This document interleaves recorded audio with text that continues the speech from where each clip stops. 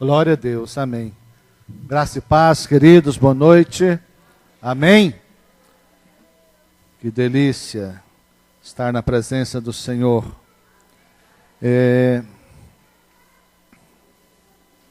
Nós vamos hoje começar uma série de 3 palavras. O nome da série é O Cristão Aprovado. E o tema desta noite, o Filho de Deus aprovado cumpre o propósito do Pai. Mas eu quero orar mais uma vez antes de entrar na palavra. Você pode fechar seus olhos mais uma vez. Mantenha a sua Bíblia aberta, que nós vamos ler depois, enquanto compartilhamos a palavra, pelo menos 3 versículos ou 4. Mas feche os seus olhos, vamos mais uma vez agradecer a Deus e também pedir que nos traga do seu coração a palavra, que não seja simplesmente algo teórico, mas seja algo do coração de Deus. Sejamos fortalecidos, edificados, abençoados, transformados, em nome de Jesus. Pai, nós te agradecemos, Senhor, pelo privilégio que temos de estar aqui, Senhor, reunidos em Teu nome, em volta da Tua presença, participando de um louvor tão agradável, Deus, de um momento tão sublime. E agora, Deus, o momento da Tua palavra. A palavra é do Senhor, o Senhor a inspirou, a escreveu, usando tantos homens, e trouxe a nós em forma de livro, Senhor, e nós a temos em mãos e somos gratos a Ti, Pai, por esse privilégio de termos a Tua palavra em nossas mãos. Podemos estudá-la e pedimos, Espírito Santo, a Tua revelação, Tua direção, que o Senhor traga nesta noite ensinamentos profundos para nós, ensinamentos práticos, aquilo que possamos colocar em prática, ó Deus amado, em nome de Jesus. E como filhos de Deus, todos nós queremos ser aprovados e cumprir o propósito do Senhor. Ajuda-nos, ó Deus, a receber a Tua palavra, a compreendê-la, assimilá-la. Deus, para a glória do Teu nome, eu te peço, Deus, eu oro em o nome do Senhor Jesus. Amém? Glória a Deus, aleluia. Bendito o nome do Senhor. O tema, o Filho de Deus, aprovado, cumpre o propósito do Pai. Deus é Pai, amém? Quantos se sentem filhos de Deus de fato, de verdade? Você tem essa percepção, porque você teve de fato, de verdade, um encontro com Ele, que o transformou em seu filho, ou porque apenas você recebeu uma informação ao longo da sua vida, que Deus é Pai de todo mundo? Então é importante nós conhecermos e pensarmos sobre isso, que Deus de fato é Pai, mas Ele é Pai daqueles que são seus filhos. E para ser filho de Deus, Jesus deixou bem claro, bem explícito, que é necessário nascer de novo. É necessário nascer de novo para tornar-se filho de Deus. É o que a Bíblia, que as Escrituras nos ensinam. Agora, todo filho de Deus deve ter no seu coração, nos seus pensamentos, o desejo de ser aprovado. Mas é importante entender que o Filho de Deus é o que é nascido de novo. Mas o Filho aprovado é aquele que cumpre o propósito do Pai. Uma coisa é ser salvo, outra coisa é ser aprovado. Um cristão que tem entendimento da palavra de Deus não deve se contentar simplesmente em ser salvo, em ser livre do inferno, em ser livre das garras de Satanás, ele precisa almejar mais. Um cristão deveria almejar mais, deveria almejar ser aprovado pelo Pai. Qual filho não gostaria de ter do seu pai a aprovação? Em seu comportamento, em sua vida, em todos os aspectos. Eu imagino que todo filho tem esta vontade de receber do seu pai natural, do seu pai biológico, do seu pai aqui na terra, aprovação. Assim também nós, como filhos de Deus, certamente temos esta vontade, esse desejo. Agora, sempre haverá um preço a pagar. Haverá um preço a pagar. Também para sermos aprovados por nosso Pai Celestial, nós precisamos ser aprovados. E como Deus é um Deus de princípio, e Deus de princípios e de propósitos, é necessário que nós tenhamos entendimento disso. Nós precisamos de compreender os princípios de Deus e também ter revelação dos propósitos dele para com a nossa vida. Há propósitos de Deus que são gerais para todos os seus filhos, mas há propósitos também bem específicos para cada um de nós. Eu quero compartilhar esse tema que o Filho de Deus, aprovado, ele cumpre o propósito do Pai, porque eu entendo que é de suma importância entendermos isso. Certa vez um jardineiro disse que nenhuma planta cresce ou se desenvolve igual a outra, que cada planta tem sua característica, e cada planta tem um padrão único. Assim também pode ocorrer conosco, nós também não vamos crescer igualmente, nós não vamos crescer exatamente iguais, uma célula não cresce exatamente igual a outra, uma igreja não desenvolve igualmente a outra, cada uma tem as suas características. Agora você já deve ter ouvido falar também sobre o famoso bambu chinês. Quem já ouviu falar sobre o famoso bambu chinês? Todo mundo praticamente já ouviu falar. Que o famoso bambu chinês, ele é muito interessante o seu desenvolvimento. Ele passa 4 ou 5 anos sem crescer para fora. Ele fica criando raízes para gerar uma estrutura. Essas raízes vão aprofundando, vão desenvolvendo, esparramando e aprofundando. E depois de pouco tempo, esse bambu chinês é capaz de crescer vários metros. E já houve caso, isso está em uma enciclopédia, não é invenção, não estou criando nada aqui, não é coisa que a gente lê, está na enciclopédia chamada Old Book, que diz que esse bambu, ele cresceu uma determinada época 7 metros em 24 horas. Então ele pode crescer 30 metros em uma semana, mas já houve casos dele crescer 7 metros em 24 horas. Mas passou muitos dias sem crescer, passou talvez até meses sem crescer, tempo sem crescer. Assim também, queridos, pode acontecer no desenvolvimento nosso, da nossa vida, da nossa família, nosso desenvolvimento pessoal, intelectual, espiritual, ministerial.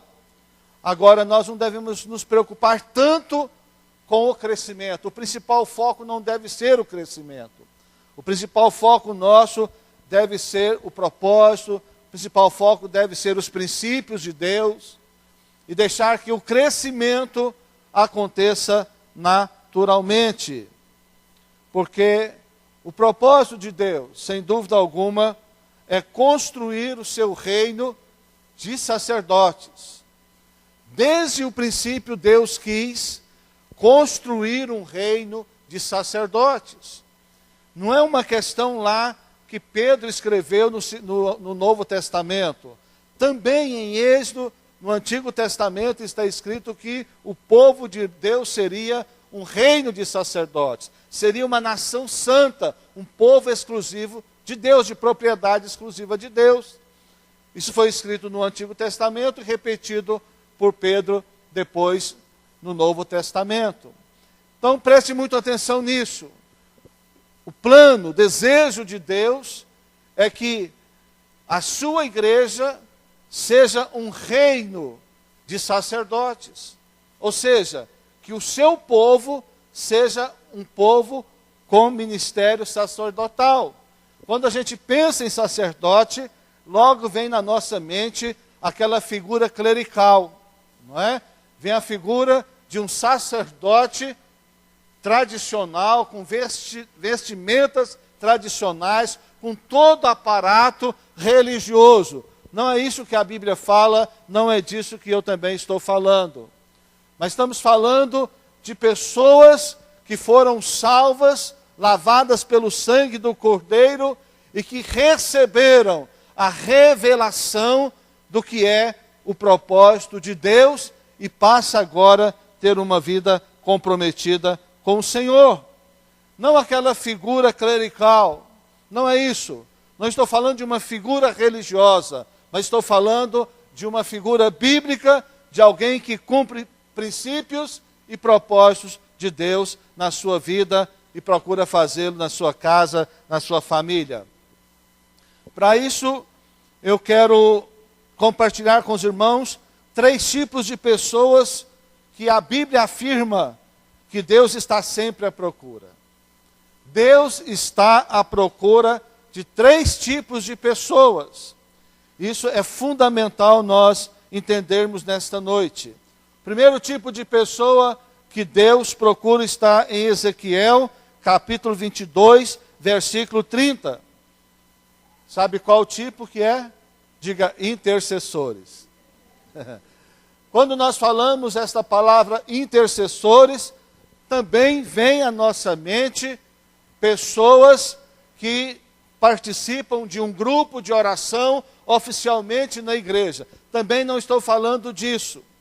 É muito bom um grupo de intercessão na igreja, mas eu tenho a visão que toda a igreja precisa de ter encargo de oração, encargo de adoração, encargo de ter tempo na presença de Deus.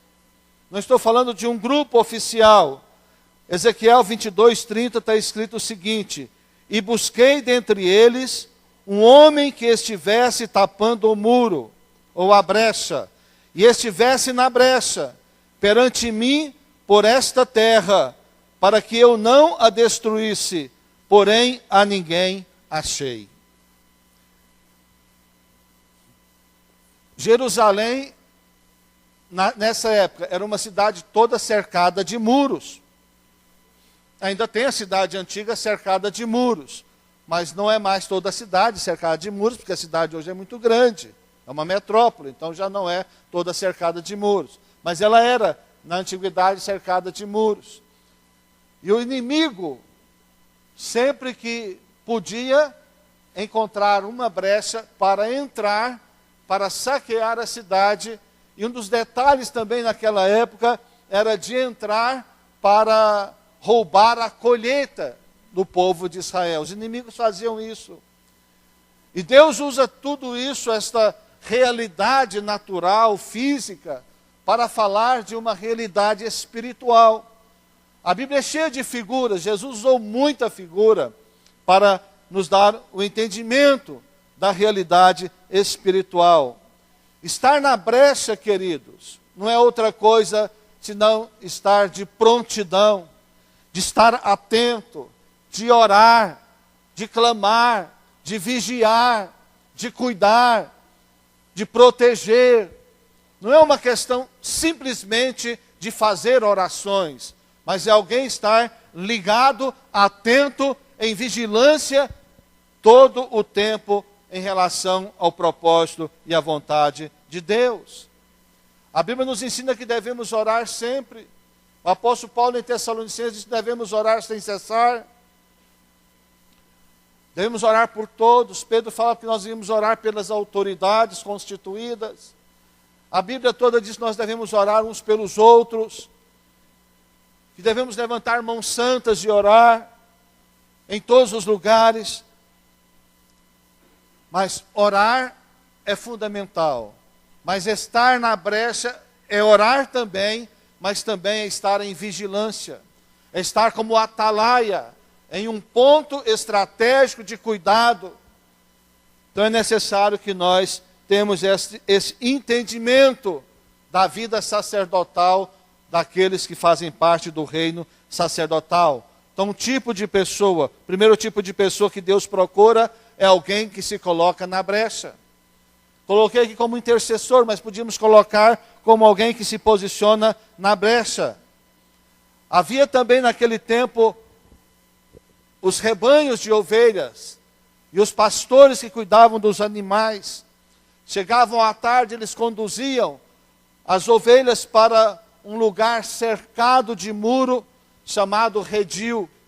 Naquele lugar chamado redil, para que as ovelhas estivessem protegidas, porque as ovelhas sempre foram animais muito sensíveis, muito dóceis, mas muito sensíveis e até um pouco descuidadas. E era necessário que o pastor cuidasse das ovelhas em todo o tempo.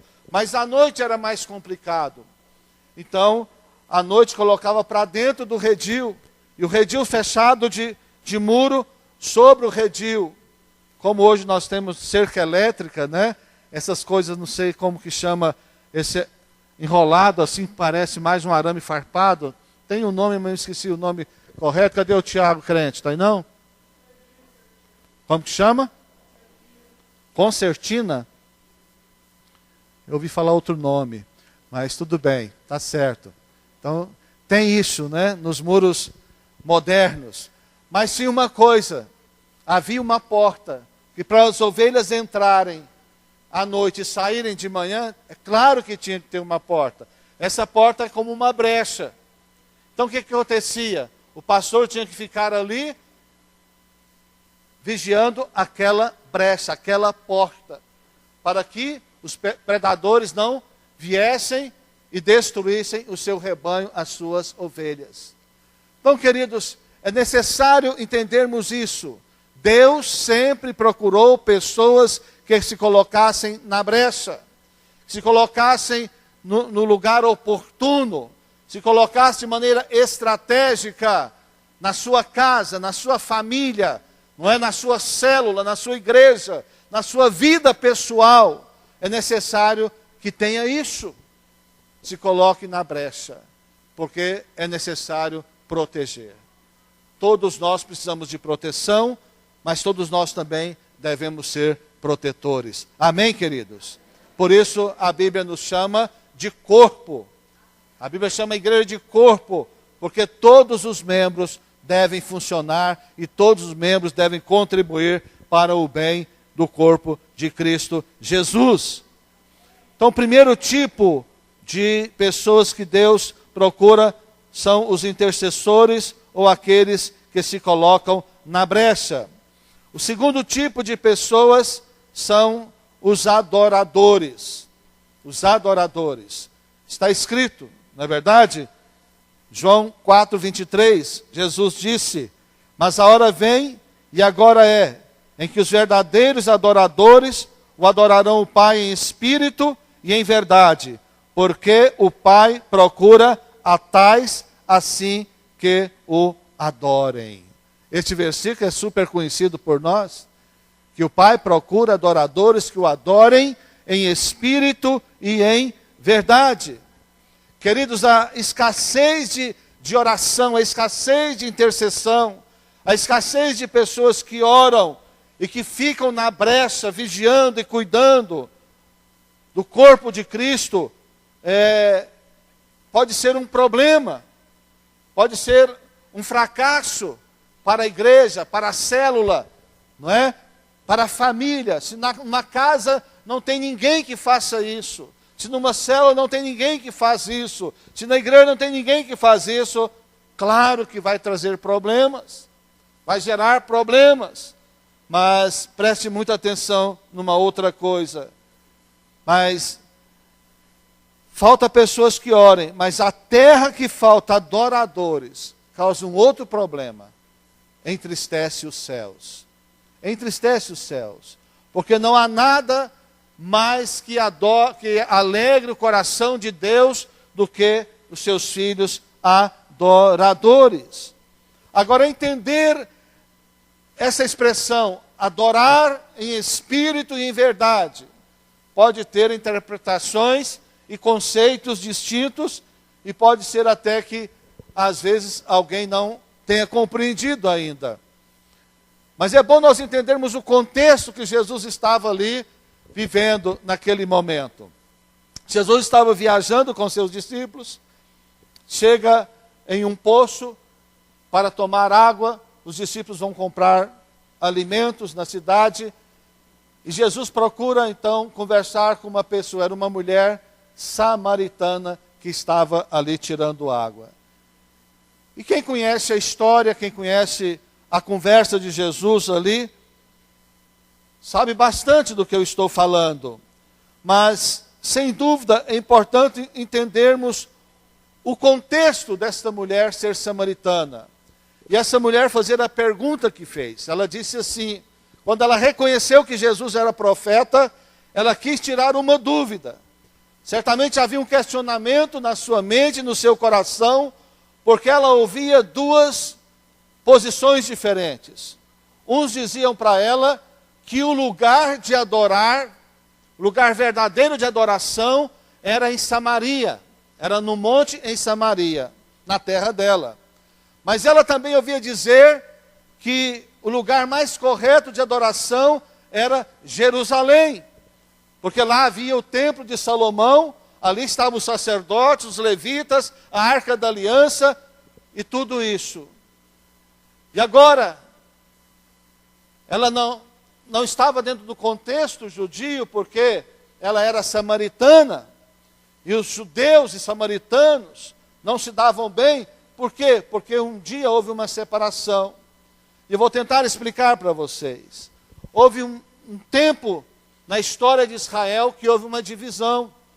Israel deixou de ser um reino e tornou dois reinos. E tornou o reino do norte e reino do sul. Né? Reino do sul e reino do norte. E Samaria foi a capital do reino do norte. E Jerusalém a capital do reino do sul. Isso por um tempo. A nação ficou dividida, o povo ficou brigando, e agora tinha dois lugares de adoração. Em Jerusalém, o reino do sul continuou e permaneceu com o templo de Salomão, com todo o aparato do templo. Mas, o povo de Samaria, os samaritanos, o reino do norte, esse reino, sabe o que ocorreu com ele? Jeroboão, um dos reis, introduziu bezerro de ouro, fabricou bezerro de ouro, colocou no monte e ensinou as pessoas que deviam adorar aquele bezerro, porque aquele bezerro que era o Deus verdadeiro e o Deus daquele povo. E aquela mulher, não posso precisar se ela foi criada dentro desse contexto, mas agora adulta, ela tinha gente adorando no monte o bezerro de ouro, mas tinha gente também que ela conhecia adorando em Jerusalém no templo de Salomão. E agora ela entra uma coisa e outra. Quem está certo? Quem agora está correto? Os adoradores do monte ou os adoradores de Jerusalém? Ela disse a Jesus, Senhor, eu ouvi dizer por uns que é no monte, por outros eu ouvi dizer que é em Jerusalém. E Jesus agora traz para ela a grande revelação. Jesus traz a ela agora o grande entendimento, que às vezes não só ela deixou de ter, mas muitos dos nossos dias ainda não têm também. Muitos cristãos dos dias de hoje não têm revelação disso. E Jesus disse para ela, olha, Jesus estava dizendo, nenhum nem outro, chegará o momento que nenhum nem outro será o lugar da adoração. Mas disse, está chegando a hora. Jesus disse, está chegando a hora que os verdadeiros adoradores não adorarão nem o monte e nem em Jerusalém, mas adorarão o Pai em espírito e em verdade. Porque a esses adoradores o Pai procura para lhe adorar. Sabe o que Jesus estava dizendo, queridos? Estava dizendo o seguinte, antes de se revelar, mas ele estava dando essa lição. Eu vim para resolver esta situação. Eu vim para mudar todo esse contexto, para mudar todo esse princípio religioso, todas essas tradições religiosas. E haverá um momento que a partir de agora, Jesus estava prevendo já a sua morte, ressurreição e sua ascensão aos céus. Por pouco tempo, em pouco tempo isso aconteceria. E aí não precisaria mais de ir nem a Jerusalém e nem ao monte para adorá-lo. Ele estava falando, e me adorarão, ou adorarão ao Pai em espírito e em verdade. O que Jesus estava querendo dizer em espírito? Que confusão será?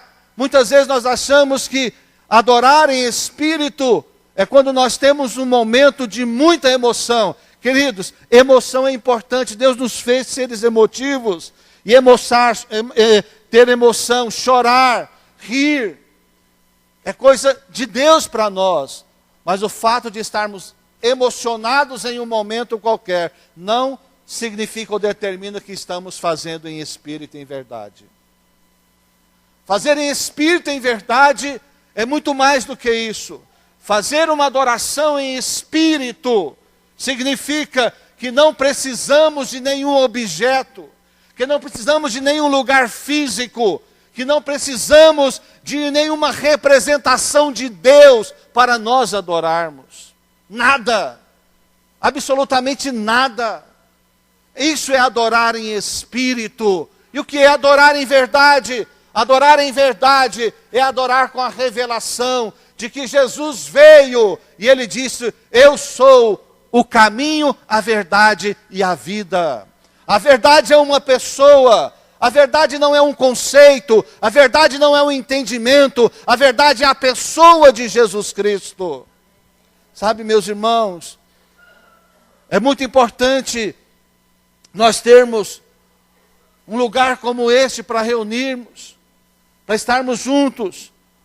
Mas não é isso que determina a nossa adoração. O que determina a nossa oração é se nós estamos fazendo, independente de qualquer coisa, de qualquer objeto, de qualquer circunstância, de qualquer representação de algo para com Deus, se estamos também fazendo a revelação de que Jesus é o único Senhor e Salvador, que não há outro, Ele é o único. Isso é adorar em espírito e em verdade.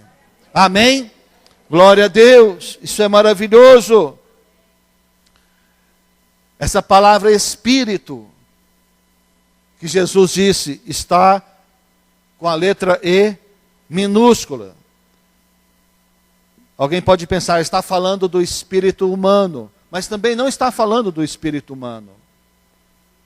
Não está falando nem do espírito de Deus e nem do espírito humano. Está falando disso que eu acabei de mencionar, de fazer de forma que não tenha nenhuma representação. Amém, meus queridos? Glória a Deus por isso. Então esta mulher recebe do Senhor Jesus esta palavra tremenda, poderosa, esta revelação. E vocês que conhecem João 4, sabem o que aconteceu. Esta mulher continuou recebendo palavra de Jesus, até que ela foi à cidade e chamou todo mundo que ela conhecia para conhecer Jesus também. Em outras palavras, essa mulher teve a grande experiência de nascer de novo, de ser transformada e de cumprir o propósito de Deus para a sua vida. Aleluia! Ela se colocou na brecha, ela cumpriu o propósito, e de uma mulher que era rejeitada na sociedade, desprezada na sociedade, ela torna-se filha de Deus, que cumpre o propósito do Pai. Aleluia! Glória a Deus! Primeiro tipo de pessoa que Deus procura, quem é? Intercessor. Segundo tipo, adoradores. Aleluia! E o terceiro tipo são os trabalhadores. Amém? Mateus 9. Vamos ver aí Mateus 9. Versículo 37 e 38. Então disse aos seus discípulos: a seara é realmente grande, mas os trabalhadores são poucos. Rogai, pois, ao Senhor da seara que mande trabalhadores para a sua seara. Amém? Glória a Deus. Que coisa tremenda. Jesus reconhecendo a necessidade de pessoas e dizendo isso claramente aos seus discípulos. Há multidões, inclusive no versículo anterior, se você for ler o versículo anterior, se não me engano o 36, está escrito assim: Jesus tendo compaixão das multidões.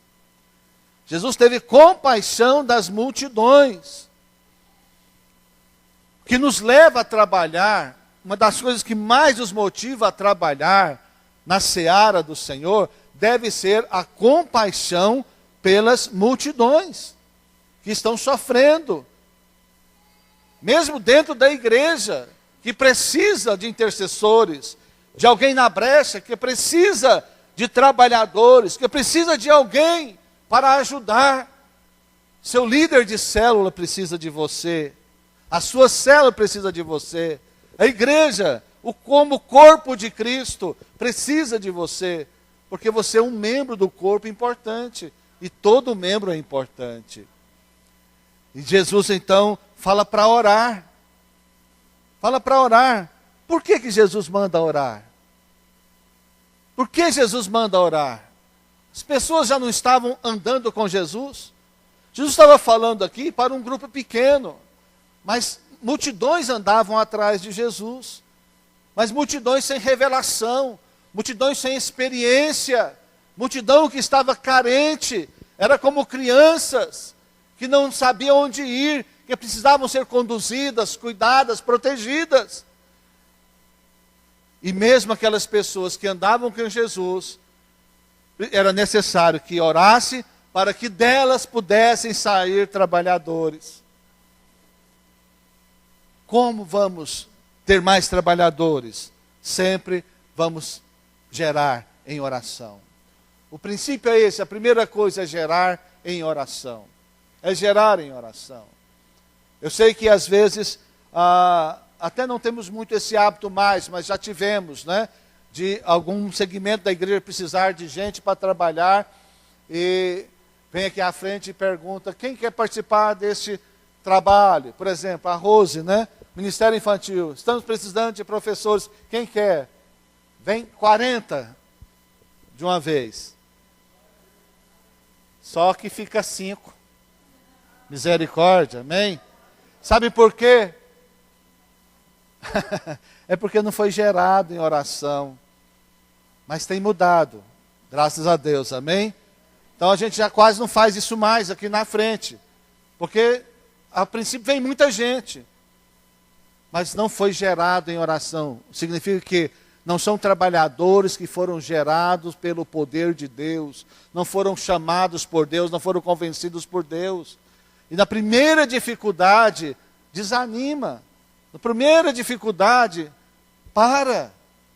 Não sabem pagar um preço, não sabem se desgastar pelo reino de Deus. Por isso Jesus disse: orai, orai. Então Deus procura trabalhadores. E para trabalhar é necessário, queridos, disposição, coração, não é? Entregar sua vida completamente a Ele. Agora, é claro que o número de trabalhadores vai determinar o êxito ou o fracasso de qualquer segmento. É necessário ter número de trabalhadores na obra do Senhor. E Jesus está falando de uma grande seara, está falando de uma grande colheita. Estava pronto, mas faltava gente. Não é uma coisa de agora, que as pessoas são desinteressadas. Não. Sempre houve isso. No tempo de Jesus também, Jesus chegou a falar: orai ao Senhor da seara. Essa é a estratégia, orar. E Deus vai gerar, não é? Então Deus procura também trabalhadores. Agora, esses 3 tipos, ou 3 características, nós devíamos ter como cristãos. Todo cristão devia ter essas 3 características. Agora, um cristão aprovado como filho de Deus, ele tem essas 3 características. Às vezes uma mais forte, outra menos, mas ele se entrega a essas 3 coisas. Ele procura estar na brecha. Ele procura cuidar, ele procura interceder. Ele também procura ser um adorador. Ele procura também trabalhar e servir à igreja e ao corpo de Cristo. Há um versículo em Mateus 22, 14, que também pode ser mal interpretado, onde Jesus disse que muitos são chamados e poucos escolhidos. Por que será que muitos são chamados e poucos escolhidos? Né? A igreja, em geral, não classifica pessoas assim. Você serve, você não serve. Você serve, você não serve. Não é? Porque nós cremos que a obra é sobrenatural e Deus usa todos. Não é? Deus usa todos nós. Basta que a pessoa se dispor. Todos têm condições de ser usadas por Deus. É claro que há áreas que um pode ser melhor que o outro. Isso é supernatural. São talentos, são dons. Mas todo mundo tem lugar de trabalho e de serviço na casa de Deus, na obra de Deus. E essa questão de muitos são chamados e poucos escolhidos, parece que Deus é seletivo do ponto de vista de não gostar de um e gostar mais de outro. De Deus fazer uma classificação, não é? Parece que Deus tem classificação assim, crente tipo 1, crente tipo 2. Não, Deus não tem isso. Amém? Todos são pecadores. Todos nós somos pecadores e carecemos da glória de Deus. E é só a graça, só a misericórdia de Deus. Se somos usados por Deus, somos usados pela graça. Por causa da graça, da misericórdia, do amor dEle. Esse é o maior milagre, não é? Deus nos usar. Talvez o segundo maior milagre. O primeiro maior milagre é Deus salvar um pecador. Nós, não é? Deus nos dá um novo nascimento, perdoa os nossos pecados e nos recebe como seu filho. Não há milagre maior que esse. E o segundo maior milagre, que eu penso nesse momento, é um pecador como nós sermos usados por Deus. Alguém talvez tão desqualificado para o mundo, não é? Ser usado por Deus. Sabe por quê, queridos? Porque a obra de Deus é Ele quem faz. Não somos nós, não é? Lembra da história do burrinho? Só isso, não é? Só isso. Que nós devemos ser é o condutor, aquele que carrega o Senhor Jesus, que leva o Senhor Jesus. Então, o que faz a diferença de um escolhido entre outro que não é escolhido é a resposta que dá. É a resposta que dá. Não é escolhido por ser melhor. Não é assim que Deus trabalha. Mas alguém que decide fazer a vontade de Deus será aprovado por Deus. Alguém que se arrisca a fazer a prova. Porque não dá para ser aprovado antes de passar pelo teste. Não é verdade? E o teste é esse. É entrarmos e deixarmos Deus fazer nas nossas vidas. E para concluir, aquele versículo que nós sabemos de cor, 2 Timóteo 2,15, procura apresentar-te a Deus como obreiro aprovado. Como obreiro aprovado, que maneja bem a palavra da verdade. Qual interpretação você tem disso? Primeiro, que é ser obreiro. Ser obreiro é ser trabalhador. É servir, é ser servo. É fazer algo que esteja à sua altura para fazer, em suas condições de fazer. Deus não exige nada que você não possa fazer. Deixa que o milagre Ele faz. Amém? Se solte na presença de Deus. Então ser obreiro não é uma questão oficial, não é ter um título oficial na igreja. Mas obreiro é um título generalizado. Não é uma função específica, não é um cargo. Mas obreiro na palavra é alguém que trabalha, alguém que desenvolve a obra do Senhor de alguma forma. Todos são obreiros. Nesse sentido, todos são obreiros, todos devem ser obreiros. Não precisa de título, não precisa de reconhecimento, não precisa de formalidade. E que maneja bem a palavra do Senhor, não é? Mas antes que não se envergonha, não é?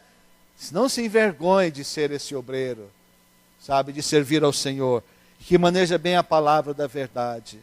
Esse manejar bem a palavra pode ter uma interpretação muito exigente, que é saber muito da Bíblia, que é saber explicar a Bíblia, saber pregar a Bíblia. Mas esse manejar pode ser algo mais simples. Alguém que tem contato com a Bíblia, comunhão com a palavra de Deus, e que no seu coração tem a palavra de Deus, e em cada momento oportuno vai saber falar alguma coisa de Deus para a pessoa quando necessitar. Não é um pregador formal, não é disso que está falando, mas está falando de uma vida com Deus, de uma vida na presença de Deus. Por isso, Jesus, na parábola dos talentos, em Mateus capítulo 25, ele disse: servo bom e fiel. Amém? Servo bom e fiel. Foste fiel no pouco, sobre o muito te colocarei. E que mais? Entra-te para o gozo eterno. Não é? Mas a um, infelizmente, ele disse: servo mau e infiel. Servo mau e infiel, por que você não cuidou desta pequena parte que eu te dei? Afastai de mim. Que coisa, não é, queridos? Afastai de mim. Está falando do reino, não é? Está falando de alguém que perdeu a grande oportunidade. E eu gosto muito de lembrar que tanto ao que deu 2 talentos, como ao que deu 5 talentos, e foram fiéis, Deus deu a mesma resposta. Jesus honrou do mesmo jeito. Jesus elogiou do mesmo jeito. Jesus não está preocupado com a quantidade e nem que você faça igual a outra pessoa, mas Deus está preocupado que você cumpra o propósito que Ele tem para a tua vida, o propósito que Ele tem para você. Eu preciso de cumprir o propósito que Deus tem para mim. Eu não tenho que fazer igual outro pastor faz, mas eu tenho que fazer aquilo que Deus quer que eu faça. Isso é ser servo fiel. Amém? Glória a Deus. Aleluia.